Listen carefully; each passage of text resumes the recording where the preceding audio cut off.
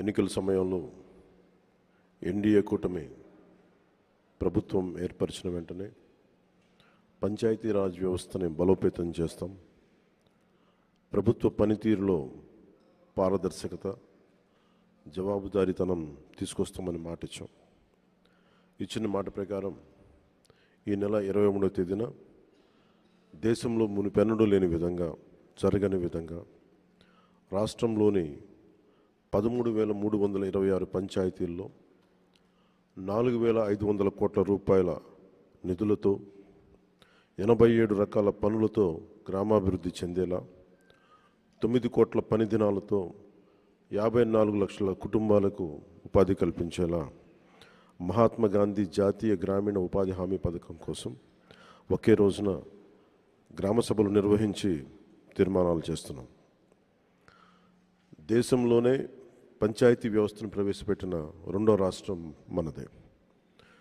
73వ రాజ్యాంగ సవరణ ద్వారా పంచాయతీలకు రాజ్యాంగ ప్రతిపత్తి కల్పించి 3 దశాబ్దాలు దాటింది.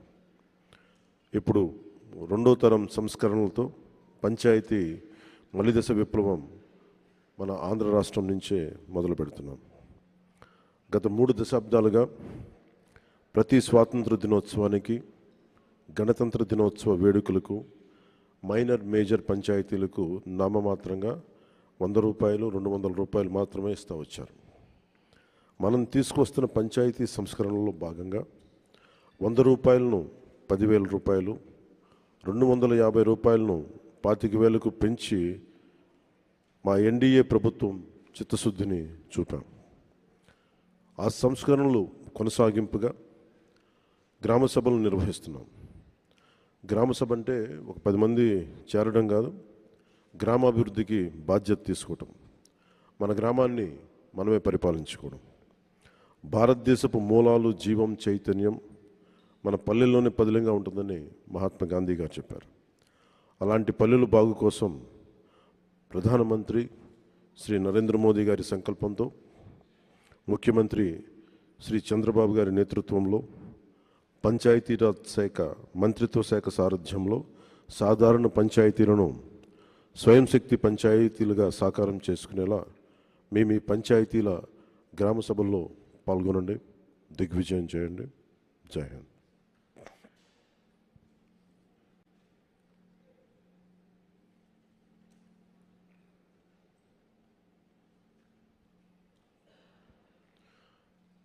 గత ప్రభుత్వంలో 2019-2023 వరకు 40,000 కోట్ల 579 కోట్ల రూపాయల జాతీయ ఉపాధి హామీ పథకం పనులు చేశారు. కానీ అవి ఎక్కడ కూడా దాని రిజల్ట్ ఎక్కడ క్షేత్రస్థాయిలో కనిపించలేదు. దేనికి వాడారు డబ్బులు? పనులకి వాడుంటే, ఇన్ఫ్రాస్ట్రక్చర్ డెవలప్మెంట్కి వాడుంటే రిజల్ట్స్ కనిపించాయి. రిజల్ట్స్ ఇక్కడ నామమాత్రంగానే ఉన్నాయి. అలాగే పోయినసారి అంతకుముందు 2019-24కి దాదాపు 240 కోట్లు పైచిలకు పంచాయతీల నుంచి ఆదాయం వచ్చేది. అందరికీ పెరిగినాయి కానీ పంచాయతీలకు ఆదాయం తగ్గిపోయింది ఈ వైసీపీ వచ్చాక. సో వాళ్ళు 170 కోట్లకు పరిమితం చేశారు.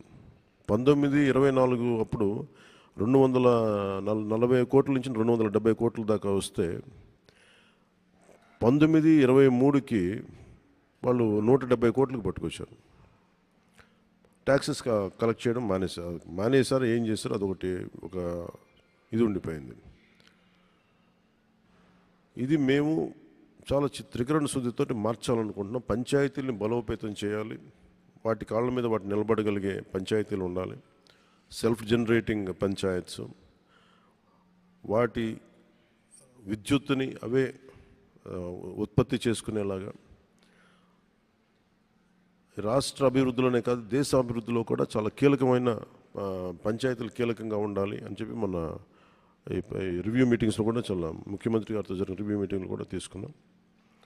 అలాగే ప్రతి పంచాయతీకి ఒక యూనిక్ గుణం ఉంటుంది, ఒక ప్రత్యేక గుణం ఉంటుంది. ఇప్పుడు మనకి విశాఖపట్నం ఆనందపురం విలేజ్, ఆనందపురం మండలం, విశాఖపట్నం లాంటి చోట ప్రత్యేకత అక్కడ పువ్వులు. అక్కడి నుంచి పువ్వులు ఎక్స్పోర్ట్ చేసే విధంగా కొన్ని ప్రత్యేకించి పెట్టుకోవచ్చు మనం. అలాగే అరకు కాఫీ మన అరకు విలేజ్ నుంచి వస్తుంది, అరకు మండలం నుంచి. అలాగే ప్రతి మంగళగిరిలో మన చీరలు కానీ,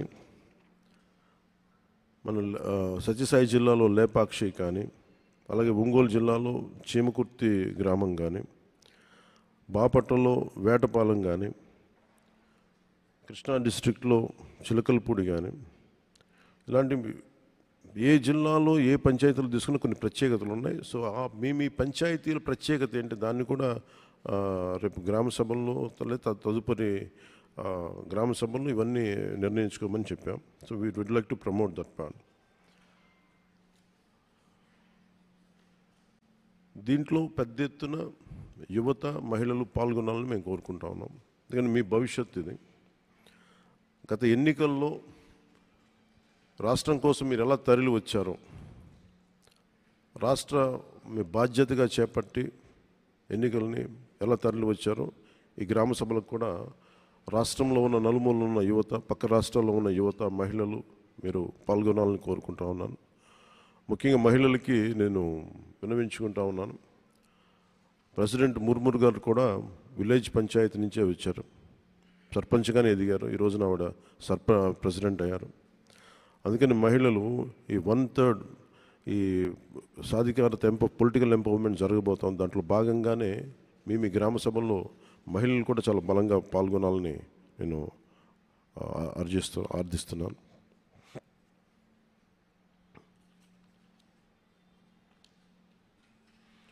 అలాగే పంచాయతీలకు సంబంధించి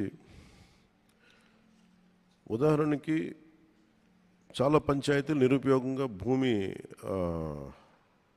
ఉపయోగం లేకుండా పోతుంది. అలాగే పంచాయతీలు మొన్నదాకా మనకి స్వచ్ఛ భారత్ కోసం ఒకప్పుడు మనకి ఓపెన్ డెఫికేషన్స్ మొత్తం గ్రామాల్లోకి వెళ్తే ఓపెన్ డెఫికేషన్ చాలా బహిరంగ మల విసర్జన కనిపించేది. స్వచ్ఛ భారత్ వల్ల అది చాలా వరకు తగ్గింది. ఇప్పుడు దాన్ని కన్సాలిడేట్ చేసి +1కి తీసుకెళ్లేలాగా పంచాయతీలు చేయాలని ఒక ఆదేశాలు ఇచ్చాం. అలాగే ఇప్పుడు కీలకమైనది ఏంటంటే ఊళ్ళలోకి రాగానే చెత్తా చెదారంతో కనిపిస్తూ ఉన్న గ్రామాల్లోకి రాగానే ఎట్టి పరిస్థితుల్లో క్లీన్ అండ్ గ్రీన్ విలేజెస్ కావాలి, దాని తగ్గట్టుగా ప్రణాళికలు చేయాలని చెప్పి ప్రణాళికలు సిద్ధం చేస్తున్నాం.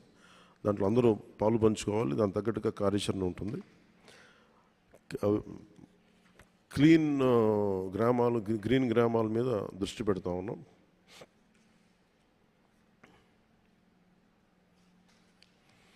ఇంకొకటి కీలకమైనది ఏం చెప్పామంటే, మన భారతదేశానికి కలప ఒక్క డెన్మార్క్ నుంచే దాదాపు 6,000 కోట్ల విలువైన కలప ఇంపోర్ట్ చేసుకుంటాం. దాదాపు 1,700 కోట్ల కేజీలు ఒక డెన్మార్క్ నుంచి ఇంపోర్ట్ చేసుకుంటాం. 6,000 కోట్ల రూపాయలు వర్త్. అంటే మన విదేశ మారక ద్రవ్యం చెక్క ఇంపోర్ట్ కోసం మనం తీసుకోవాల్సి వస్తుంది. అది ఎక్కడి నుంచి తీసుకుంటున్నాం? డెన్మార్క్ దేశం నుంచి. డెన్మార్క్ మన ఆంధ్రప్రదేశ్తో కంపేర్ చేస్తే దాదాపు దాంట్లో ఒక 0.6 టైమ్స్ ఉంటుంది. కనీసం ఒక పావంతు కూడా ఉండని దేశం అది. కానీ దాని నుంచి మనం దేశం ఎంత ఇంపోర్ట్ చేసుకుంటాం, మనం 3.8 టైమ్స్ ఎక్కువ డెన్మార్క్ వైశాల్యం కంటే కూడా. సో మేము కోరుకుంటుంది పంచాయతీ వ్యవస్థలు మేము చేయదలుచుకుంది ఏంటంటే, ప్రతి పంచాయతీలో 5 నుంచి 15 ఎకరాలు పంచాయతీ భూమి ఉంటుంది. ఆ భూమిలో మనకు కావాల్సిన కలపని మన సోషల్ ఫారెస్ట్రీ పెంచి దాని మీద దాన్ని వెల్త్ క్రియేషన్ జరగాలి త్రూ ఫారెస్ట్. దానికి కనుక ఒక ప్రాపర్టీ ఇంటర్నేషనల్ లేబులింగ్ ఒకటి వేయించి ఒక స్టాంప్ ఒక ISI మార్క్ లాంటిది ఒకటి వేయిస్తే దానికి విలువ చాలా ఉంటుంది అని చెప్పి చాలా మంది తెలియజేశారు. అది కూడా ఇంక్లూడ్ చేస్తూ ఉన్నాం. సో ప్రతి ఈ నరేగా ఫండ్స్ మొత్తం ఒక 87 పనులకి దీన్ని అప్లై చేస్తూ ఉన్నాం. ముఖ్యంగా ఫారెస్ట్ ట్రెంచెస్ తవ్వటం, అలాగే కొన్నిసారి మూగజీవాలు అడవుల నుంచి బయటకు వచ్చేస్తుంటే నీటి సౌకర్యాలు లేక, అలాగే లోపల అడవుల్లో కూడా ఈ వాటర్ ట్రెంచెస్ తవ్వి ఊటబావులు లాంటివి క్రియేట్ చేసి వాటికి వాటర్ సోర్స్ క్రియేట్ చేయడం కూడా నరేగా పనుల్లో ఒకటి కీలకమైంది.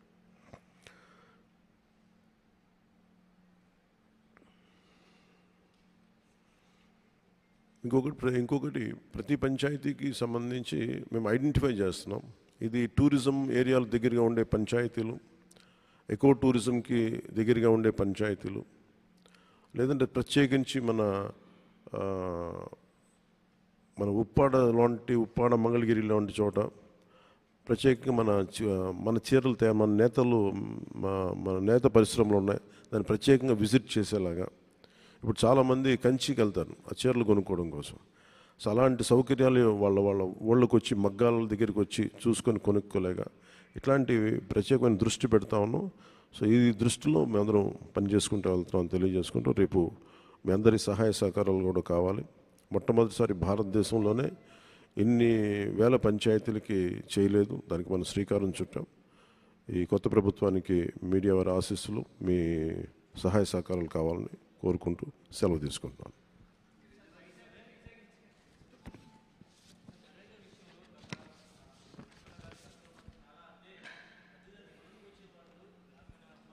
మళ్ళీ చెప్పండి సార్, మళ్ళీ చెప్పండి.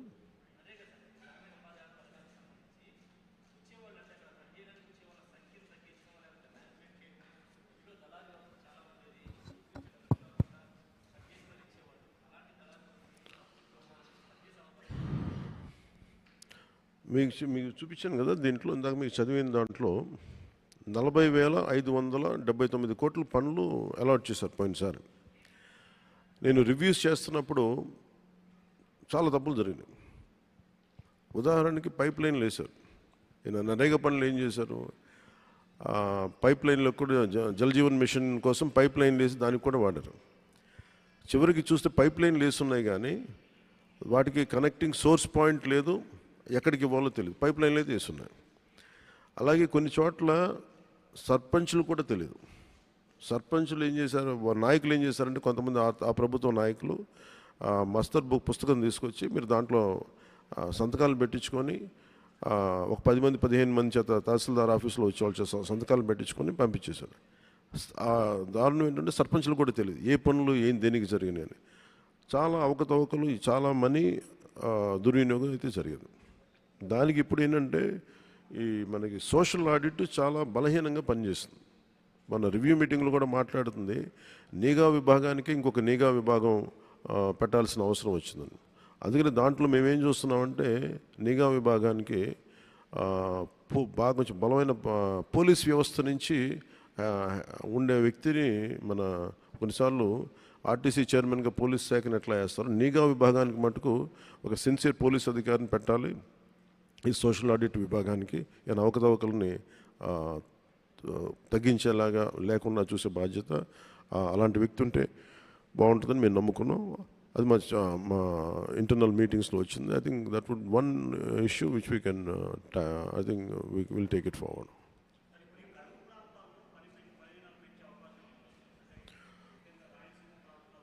ఖచ్చితంగా ఉందండి. అది ఆ రోజు పరిస్థితులను బట్టి, ఎందుకంటే ఇది కేంద్ర ప్రభుత్వం తీసుకున్న గ్రేటెస్ట్ స్కీమ్స్. ఇది మనకి ఇవ్వడానికి కొన్ని చోట్ల 150 దినాలు కూడా ఇచ్చిన సందర్భాలు ఉన్నాయి. సో మనకు అవసరమైతే అది ఆ పరిస్థితులను బట్టి కరువు ప్రాంతాలు ఉన్న చోట పెంచే స్థాయి ఉంటుంది తప్ప ఇదే పరిమితం కాదు. అది కూడా డబ్బులు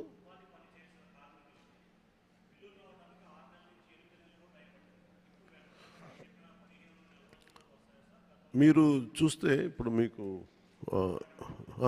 ఫస్ట్ టైం ఏం చేసామంటే, నేను పంచాయతీ వ్యవస్థ నేను తీసుకోగా నేను అడిగింది ఏంటంటే పంచాయతీలు ఏ పనులు చేసినా సిటిజన్స్ ఇన్ఫర్మేషన్ బోర్డు ఉండాలి.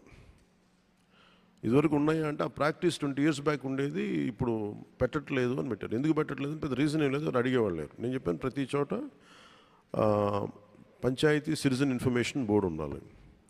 అలాగే ఇది మేము పెట్టింది ఏంటంటే ప్రతి పంచాయతీలోనూ ఈ డిస్ప్లే బోర్డుని మీరు గ్రామసభ అయిపోయిన తర్వాత ఏ పనులు ఒప్పుకున్నాం, ఈ పంచాయతీ ఏ పనులకు ఒప్పుకుంది, ఎంత డబ్బు అలొకేట్ చేసింది ఏ పనులకి, ఇది గోడల మీదే కాకుండా సోషల్ మీడియా యువత కూడా ఏం చెప్పండి, మీ సోషల్ మీడియాలో ఇది మీరు డౌన్లోడ్ చేసుకోండి. ఇది డౌన్లోడ్ చేసుకొని మీరు భాగస్వామ్యం కావడానికి మీరు కూడా దీన్ని పదే దీన్ని చూసుకొని మీరు క్రాస్ చెక్ చేసుకోండి.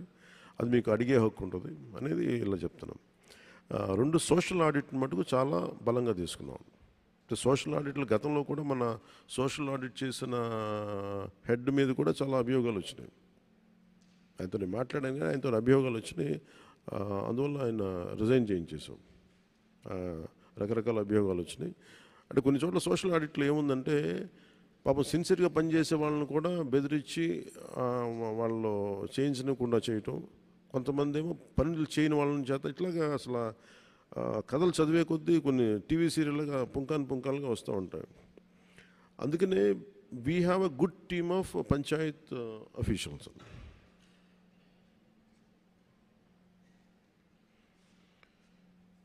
గుడ్ టీమ్ ఆఫ్ పంచాయత్ అఫీషియల్స్ని పెట్టాం. పంచాయత్ వ్యవస్థ కానీ ఎనీ డిపార్ట్మెంటల్ వ్యవస్థ ఎలా పనిచేస్తుంటే ఎవరైతే దాన్ని నడుపుతారో ఆ వ్యక్తి తాలూకు కమిట్మెంట్ బట్టి కింద అదే పర్క్యులేట్ అవుద్ది.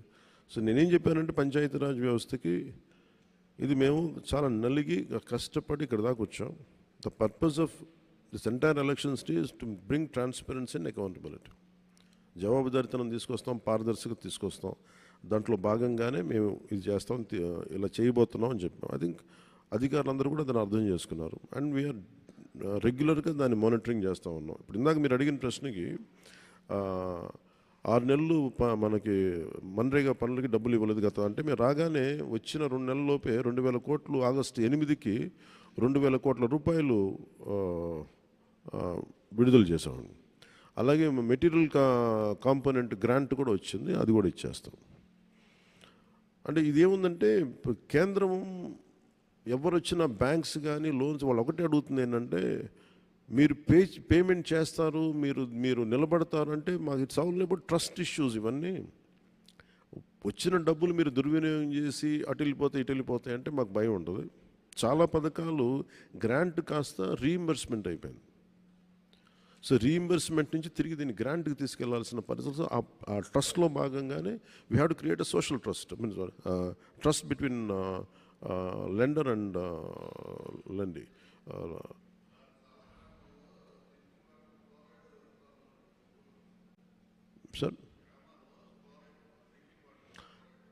సార్ ఒక్కటి మనం దీంట్లో మీరు రైట్ ప్రశ్న. అది ఫ్లోరైడ్ పెరిగిపోవడానికి ఫస్ట్ బోర్వెల్స్ డీప్గా వేసేస్తున్నాం.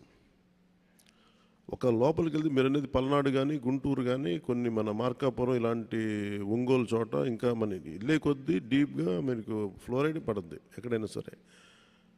మీరు నల్గొండ ఒక ఎగ్జాంపుల్ చూస్తే నల్గొండ చాలా వరకు ఇట్లాగే ఉండేది. ఒక మన కృష్ణానది నీళ్ళు వెళ్ళి ఇవన్నీ. దాంతోపాటు దుస్సర్ల సత్యనారాయణ గారు అని చెప్పి ఆయన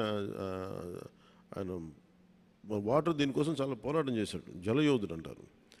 ఆయన చేసింది ఏంటంటే ఫారెస్ట్ని డెవలప్ చేసుకుంటాడు ఆయన ల్యాండ్లో, అంటే వాటర్ కన్జర్వేషన్. సో గ్రామాల్లో నేను పెట్టిన ఇదేంటంటే మీరు బోర్వెల్స్ ఒక 100 అడుగులు పడితే నెక్స్ట్ సంవత్సరం నెక్స్ట్ సీజన్కి పడవు, మళ్ళీ ఇంకొక 50 అడుగులు ముందుకెళ్ళేటోటికి అక్కడి నుంచి వచ్చేది మనకి ఫ్లోరైడ్ వాటరే వచ్చేస్తున్నాయి, which is effecting kidneys and bones. అందువల్ల ఇది అయిపోతున్నాయి. సో నేను ప్రత్యేకించి పెట్టింది ఏంటంటే వాటర్ కన్జర్వేషన్ మీద చాలా ఎక్కువ ఫోకస్ పెట్టమని చెప్పాను. అంటే తక్కువ వాటర్ కన్జర్వేషన్ కనుక చేయగలిగితే తక్కువ మనకి లోతులోనే నీళ్లు దొరికేలాగా, అండ్ బోర్స్ని ఎప్పటికప్పుడు రీఛార్జ్ చేసుకునేలాగా. రీఛార్జ్ పాయింట్స్ దాదాపు వాళ్ళు ఏమంటారంటే రీఛార్జ్ పాయింట్స్ బోర్లు తవ్వారు కానీ రీఛార్జ్ పాయింట్స్ తవ్వలేదని చెప్పారు. దాని మీద అంత దృష్టి పెట్టలేదు మేము అని చెప్పి అదొకటి దృష్టిలో పెట్టమని చెప్పాం. అంటే మేజర్లీ మనకి ఈ నదుల దగ్గర నుంచి వీటిని పైప్ లైన్లు వేసే ముందు మనకు దొరకగలిగేది అవి. వీటిని ఫిల్టరింగ్ చేసే నీళ్లు కానీ లేదంటే కొన్నిసార్లు అక్కడ ఆర్ఓ ప్లాంట్స్ ఏదైనా పెట్టాలి, ఇవి కూడా దృష్టిలో ఉన్నాయి కొన్ని ప్రత్యేకించి ఉన్న చోట. ఇప్పుడు ఏం చేస్తున్నామంటే మనం పల్స్ సర్వే అని ఒకటి చేస్తున్నాం. మేము కూడా అనుకుంది చాలా ఒకే రోజున సర్వే చేయాలి. ఆల్మోస్ట్ ఒక 16 ప్రమాణాల మీద 18 ప్రమాణాల మీద చేస్తున్నాం. అదంటే ఎన్ని లక్షల ఇళ్ళు ఉన్నాయి, ఎన్ని వాటికి నీళ్ళు ఉన్నాయి, వస్తే ఒక్కొక్క ట్యాప్ ఉంటే ఎన్ని గంటలు నీళ్ళు వస్తున్నాయి, ఎంత మోస్తారు వస్తున్నాయి నీళ్ళు, దాని సోర్స్ పాయింట్ ఏంటని చెప్పి మొత్తం ఒక 16 ప్రమాణాలతోటి సర్వే చేస్తున్నాం. ఇప్పుడు జరిగింది దాదాపు 22 లక్షలకి ఇళ్ళకి అయింది, అవుట్ ఆఫ్ 96కో 94 lakhsకు. ఈ సర్వే మొన్న ఆపాము, దీనివల్ల మళ్ళీ కంటిన్యూ చేస్తాం. ఇవన్నీ జరిగితే మాకు ఏం జరుగుతుందంటే మీరన్నట్టుగా ఎక్కడ ఫ్లోరైడ్ నీళ్ళు ఉన్నాయి, ఎక్కడ నీటి సౌకర్యం బాగాలేదు, అక్కడ ప్రత్యేకంగా ఏం చేయాలనేది department will take an action on that.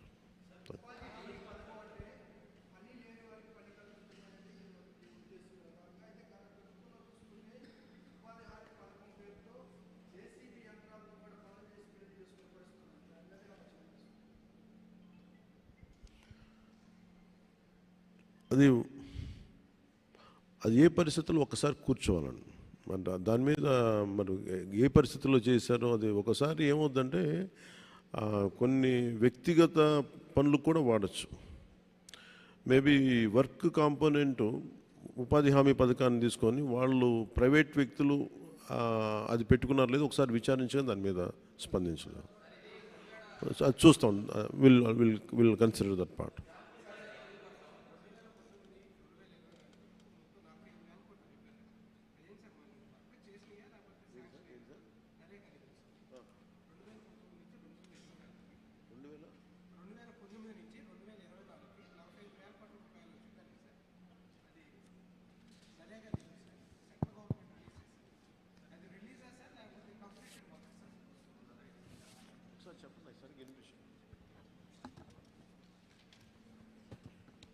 Sir good morning sir.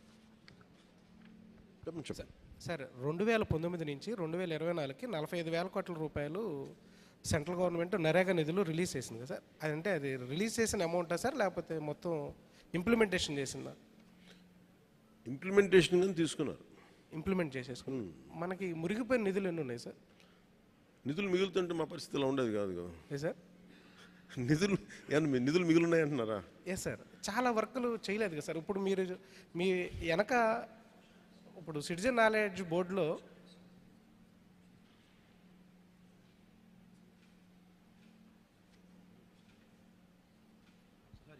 Sir చెప్పండి సార్ 2019 నుంచి 2024 దాకా మొత్తం 45,000 కోట్ల రూపాయలు నిధులు మంజూరు అయినాయా సార్ లేకపోతే మనం యూటిలైజేషన్ చేసామా? చేశారు. అసలు మంజూరైన నిధులు ఎన్ని సార్? మంజూరైన యూటిలైజ్ చేశారు. అంటే ఏం లేదు సార్, ఇప్పుడు మనకి ఇయర్లీ ప్లానింగ్ ఉంటుంది కదా సార్. ఇప్పుడు 60,000 కోట్లు 70,000 కోట్లు అని చెప్పేసి మనకు నరేగా నిధులు మన స్టేట్కి ఉంటుంది కదా సార్. ఇప్పుడు దీంట్లో ఏంటంటే మనకు 45,000 కోట్ల వరకు మనకు పనులు జరిగినాయి సార్. అంతే కదా సార్ మీరు చెప్పారు? అంటే మనకి రిలీజ్ చేసిన వాటిలో కూడా ఇంకా మన సెంట్రల్ మినిస్టర్ బెమ్మసాని గారు చెప్పినప్పుడు ఏంటంటే మనకి ఇంకా 3,000 కోట్ల రూపాయల దాకా నిధులు వీళ్ళు యూటిలైజేషన్ చేయలేదు, దీనివల్ల మనం చాలా పనులు కూడా చేసుకోలేకపోయామని చెప్పేసి చెప్పారు. అలా అయితే మీకు కొన్ని వేల కోట్లు ఉన్నాయి సార్ ఎంటైర్ స్టేట్లో. అలా అయితే మీరు పంచాయతీకి చాలా వేల కోట్లు ఉన్నాయి. వీళ్ళు మ్యాచింగ్ గ్రాంట్ ఇవ్వకపోవడం వల్ల అదొక సపరేట్ టాపిక్. అది మీకు నిధులు ఎట్లా వాడలేదు అనేది నేను ఆ ఇన్ఫర్మేషన్తో రాలేదు, కానీ still we are doing a white paper. అదేంటంటే మేము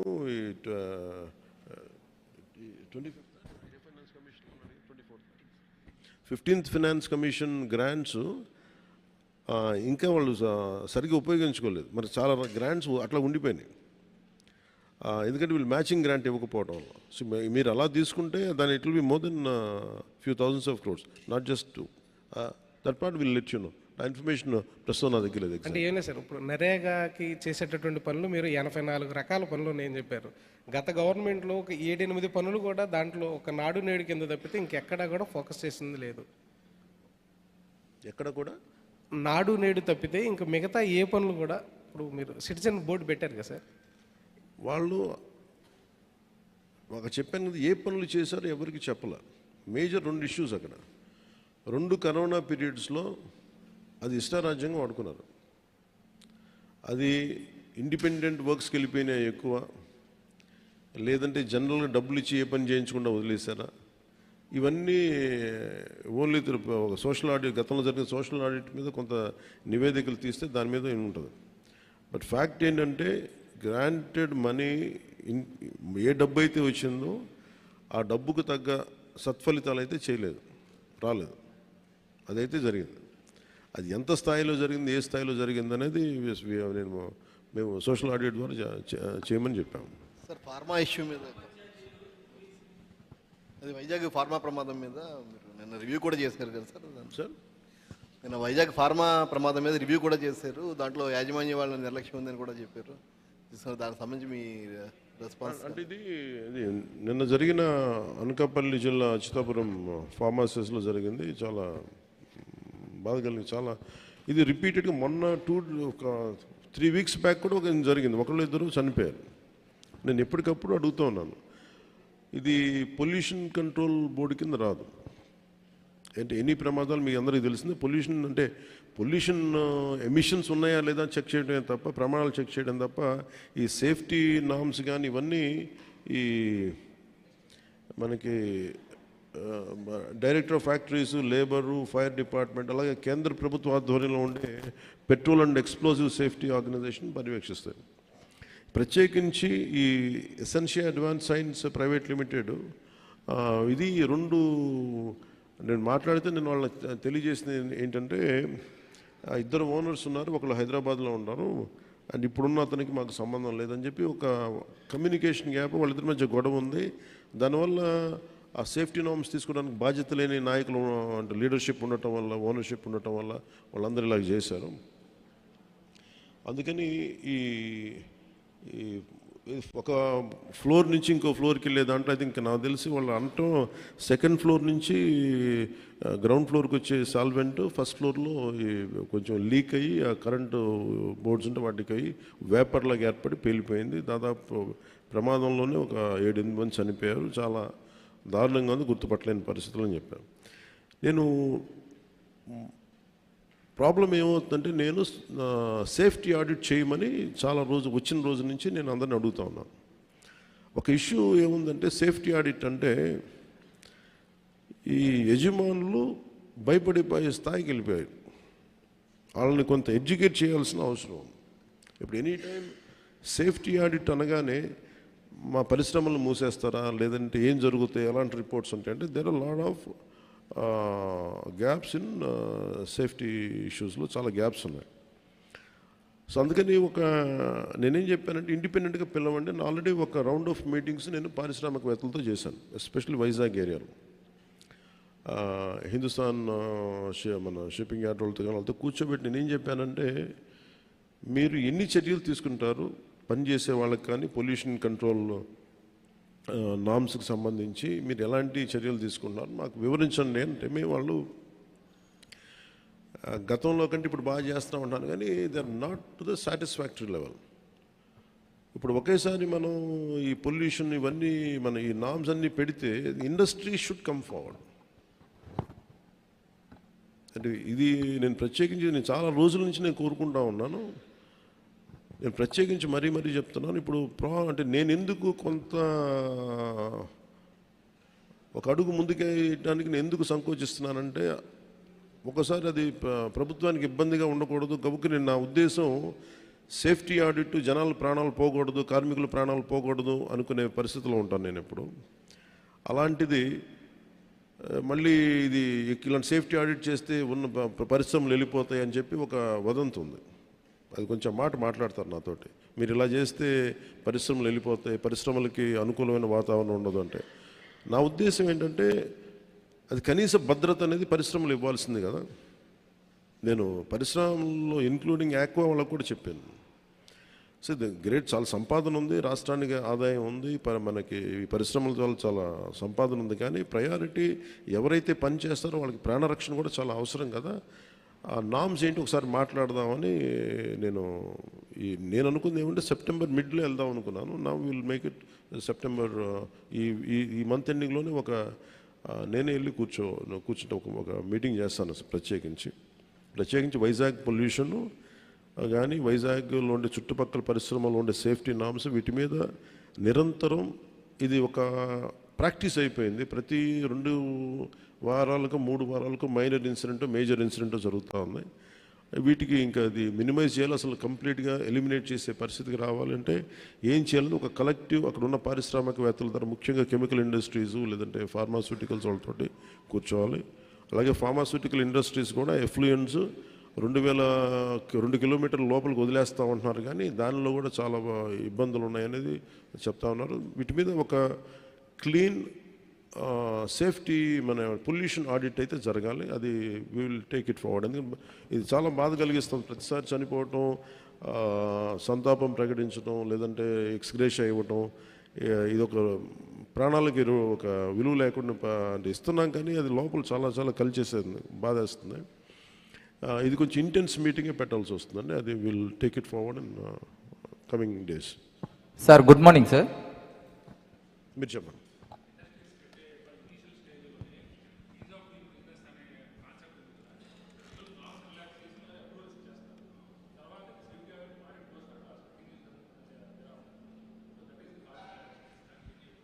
ఇది నేను రాగానే అదే అడిగేదాన్ని. ఇదివరకు అంటే ఈజ్ ఆఫ్, ఇప్పుడు మన ఆర్థిక సంస్కరణలో భాగంగానే is of doing business is the major cause for it. దాన్ని ఇంకొంచెం ఈజ్ ఆఫ్ డూయింగ్ బిజినెస్ ఉంటూనే ఈ ప్రమాణాలు పాటించేలాగా ఎలా చేయాలనేది ఒక బలమైన ఎక్సర్సైజ్ చేయాలి. అది దృష్టిలో ఉంది, దాన్ని ఖచ్చితంగా చేస్తాను. ఎందుకంటే అంటే ఇదేమైపోతుందంటే, నేను ఒక్కసారి ఎక్కువ అధికారులతో మాట్లాడుతుంటే కూడా అధికారులకి ఏముందంటే మీకే ఇబ్బంది అవుద్ది కాబట్టి మీకు ఈజ్ ఆఫ్ బిజినెస్, మీకు ఉదాహరణకి 2009 నుంచి 2011కి వైజాగ్ పొల్యూషన్ దేశంలో ఎంత లేనట్టుగా ఉన్నాయి. అలాంటి డిఫరెంట్ ఎమిషన్స్ వల్ల మొత్తం పొల్యూషన్ కంట్రోల్ బోర్డు స్టాప్ చేసేసింది. ఇంకే పరిశ్రమలు లేవు, మొత్తం కట్ డౌన్ చేసుకుంటే మళ్ళీ బై 13కి అన్ని ఎమిషన్స్ తగ్గినాయి. తగ్గిన తర్వాత మళ్ళీ ఈజ్ ఆఫ్ బిజినెస్ రూల్స్ మీద మళ్ళీ ఇచ్చేశారు. మళ్ళీ ఇచ్చేస్తే మళ్ళీ పూర్వస్థితికే చేరుకుంది మళ్ళీ. సో ఎప్పటికప్పుడు ఒక సమీక్ష జరిపేలాగా ఇది ఇట్ షుడ్ బి కంటిన్యూస్. ఏ ప్రభుత్వం వచ్చింది అది కంటిన్యూస్ ప్రాసెస్లో ఉండాలి. కానీ అది కొంత చేయకపోవటం, కొంత పొలిటికల్ సపోర్ట్ ఉండాలి ఇలాంటి పరిస్థితులకి. At the same time bureaucracy కూడా కొంచెం బలంగా పనిచేయాల్సిన అవసరం ఉంది. ఆ నామ్స్కి ముందుకు తీసుకెళ్ళాలి. Will take that point.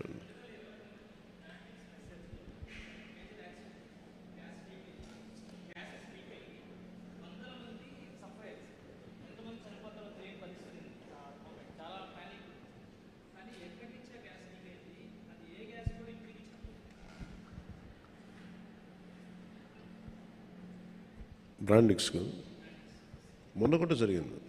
మనం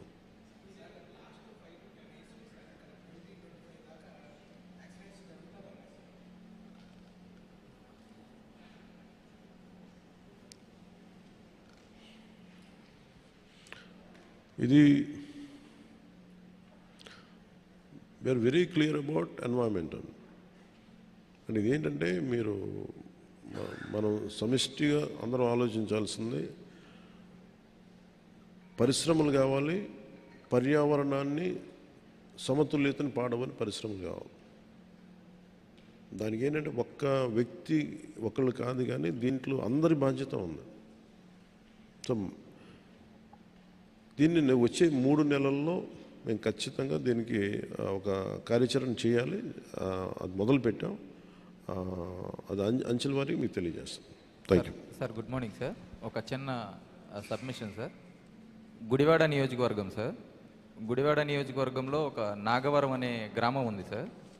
ఆ గ్రామం వచ్చేసి 2 నియోజకవర్గాలు, 2 మండలాలు, 2 పంచాయతీల్లో ఉండడం వల్ల ఊరికి ఎటువంటి ఫెసిలిటీస్ లేవు సార్. ఇప్పుడు కూడా స్టిల్ ఈ రోజుకి వాళ్ళు బోరుబావుల ద్వారా డ్రింకింగ్ వాటర్ తాగుతున్నారు సార్. అవి బోరుబావులన్నీ ఎండిపోయి వాళ్ళకి డ్రింకింగ్ వాటర్ కూడా లేవు సార్ ఆ గ్రామంలో. ఊరి పేరు నాగవరం సార్. అది 2 పంచాయతీలకి అటు పక్కన సగం ఇళ్ళు వచ్చేసి ముక్కోలు పంచాయతీలో ఉన్నాయి సార్. ముక్కోలు పంచాయతీ గూడూరు మండలం, పెడ నియోజకవర్గం సార్. కొన్ని హౌసెస్ వచ్చేసి వేమవరం పంచాయతీ, గుడ్లవల్లేరు మండలం, గుడివాడ నియోజకవర్గం సార్. ఊరి పేరు నాగవరం సార్. నాగవరం సార్. వేమవరం నుంచి 3 కిలోమీటర్లు సార్. అటు నుంచి ముక్కోలు నుంచి వస్తున్నా సరే 3 కిలోమీటర్లు సార్. స్టిల్ దానికి రోడ్డులు కూడా లేవు. రోడ్డులు అడుగుతుంటే అది మా పంచాయతీ కాదు, అవతల నుంచి చూసుకోవాలి, మీ ఊరు అట్టు వస్తుంది అంటారు. వాళ్ళని అడిగితేనేమో వీటి చూసుకోవాలి, ఈ పంచాయతీ అంటారు సార్. ఆ ఊరు 2 పంచాయతీలు, 2 నియోజకవర్గాలు, 2 మండలాల మధ్య నలిగిపోతుంది సార్. స్టిల్ ఈ రోజుకి రోడ్డులు, డ్రింకింగ్ వాటర్ ఫెసిలిటీ లేదు sir. Thank you sir. Thank you sir.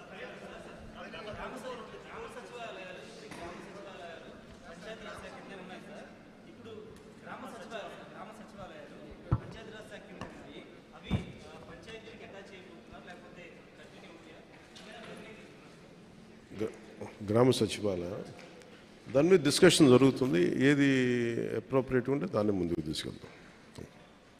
దయచేసి మీరందరూ ఒక ముగింపు వాక్యంగా ఇచ్చిన మాట ప్రకారం మేము ఈ పంచాయతీరాజ్ వ్యవస్థని బలోపేతం చేస్తామని చెప్పాం. పారదర్శకత, జవాబుదారీతనం, ప్రభుత్వ పనితీరులు తీసుకొస్తామని చెప్పాం. ఈ 13,326 పంచాయతీల్లో 4,500 కోట్ల రూపాయల నిధులతో 87 రకాల పనులతో గ్రామాభివృద్ధి చెందేలా 9 కోట్ల పని దినాలతో 54 లక్షల కుటుంబాలకు ఉపాధి కల్పించేలా మహాత్మా గాంధీ జాతీయ ఉపాధి హామీ పథకం ఒకే రోజున గ్రామ సభలు ఏర్పాటు చేస్తున్నాం. వాటికి మీ సహకారం కావాలని కోరుకుంటూ సెలవు తీసుకున్నాం. జై హింద్.